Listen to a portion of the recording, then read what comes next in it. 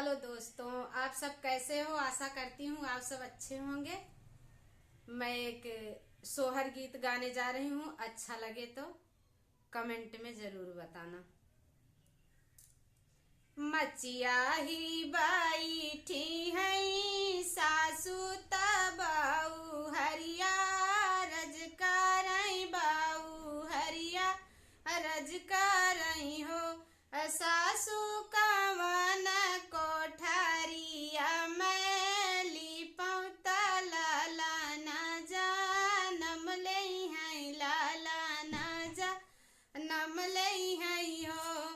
सासू त बोलायु ना पावै ना नाद उठी बोलाई ना नाद उठी बोलाई हो भौजी लिपि डावाऊ हाय भूसा उलिया ता बिटिया जा नम ले है हो भौजी लिपि डावाऊ हाय भूसा औलिया ता बिटिया जानम ले है बिटिया जानम ले है हो 8 घरिया दिन बीत गए नावाए लालन भाए नावाए लालन भाए हो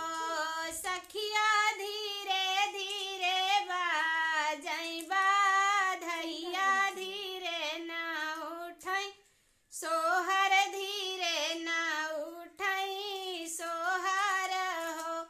सखिया सुनई पई है नाना दीहा मारी बेगाहे चली आमई बेकाहे चली आई हाई हो द्वारे से ना चैना नदिया आंगनवा से भी तरिया आंगनवा से भी तरियाई हो भौजी दैना दे तू सोने कई कांगनवा ला तो लाला ना जानम ले हो भौजी दैना दे तू सोने कई का अंगनवा ता लाला ना जानम ले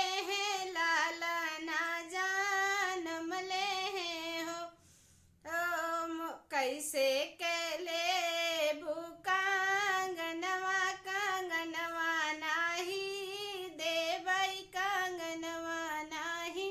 दे